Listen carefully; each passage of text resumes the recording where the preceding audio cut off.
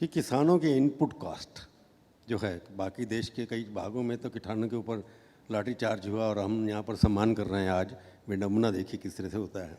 पर input cost के लिए आपने कुछ अपने भाषण में भी नहीं कहा कि उनकी हर चीज़ महंगी होती चल रही है, बिजली से लेकर के ट्रैक्टर डीजल से लेकर के। तो उनकी जो रिटर्न टू इन्वेस्टमेंट है, मोदी जी ने कहा था हम डबल इनकम करेंगे, अपने आप स्टेट लेवल पर तो आप डबल इनकम कर ही सकते हैं अगर किस तरीके से किसानों की आय बढ़ाने के लिए, एक्चुअल आय बढ़ाने के लिए। अब मोदी जी तो बोले थे कि किसानों का आय दुगुनी कर देंगे 2022 तक के। अब 2022 आने में ज़्यादा समय नहीं है साहब, ये महीना बीता कि 2022 आ जाएगा, लेकिन किसी किसान के आय दुगुनी नहीं हुई, बल्कि देश में दूसरे राज्यों में स्थिति ये है कि जो धान का समर्थन मूल्य 1940 और 1960 रुपया है, आज किसान 1000, 1100 और 1200 रुपया में बेचने के लिए बाध्य है। तो जब रेट ही किसानों को आधा मिल रहा है तो उसके आय दुगुनी कैसे होगी, ये मुझे समझ नहीं आता। और हम लोगों ने जो 2500 रुपया जो उस समय आकलन किया था, वो स्वामीनाथन कमेटी की जो रिपोर्ट थी उसको भी आधार हमने बनाया था और उस आधार पे ये रेट हमने दिया था। दूसरी बात ये है कि हिंदुस्तान की जनता बहुत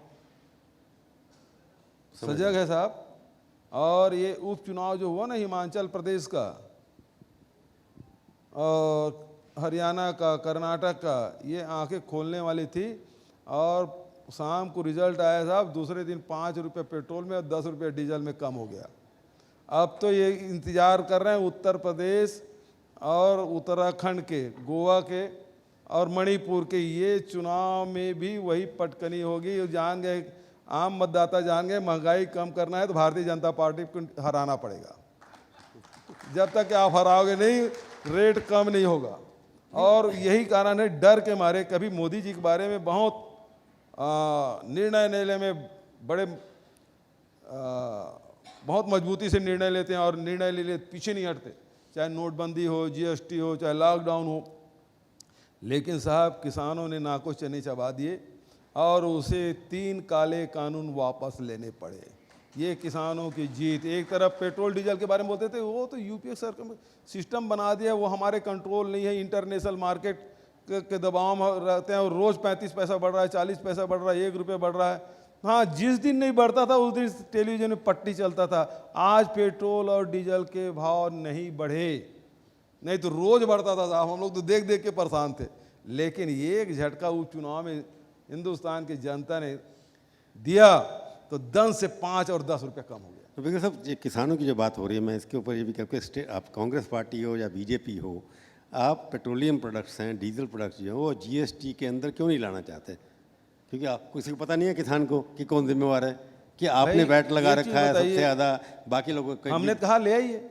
दूसरी बात ये है, जीएसटी में आना चाहिए। मैं ये कह रहा हूँ कि जो यूपीए के समय जितना था डीजल में जो एक्साइज ड्यूटी 3 रुपये 56 पैसा और पेट्रोल में 9 रुपया, इसी दर पे ले आए भारत सरकार।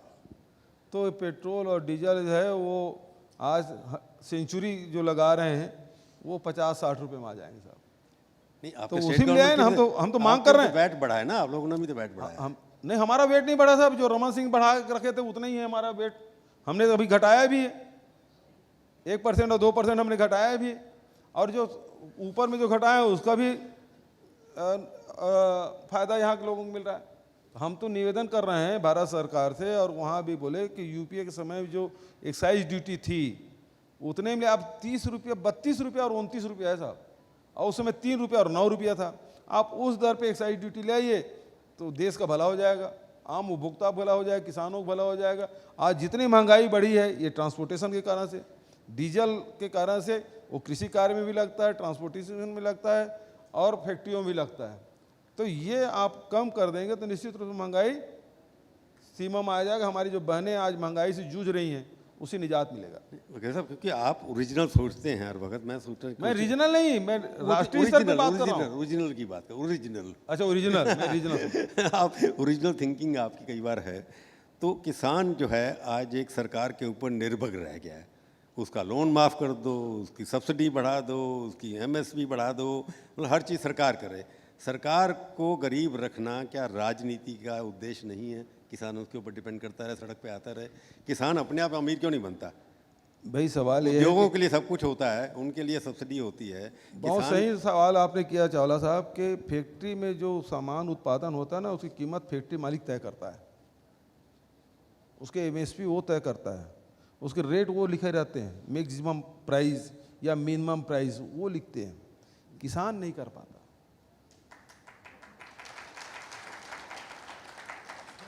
और इसलिए सपोर्ट की जरूरत है।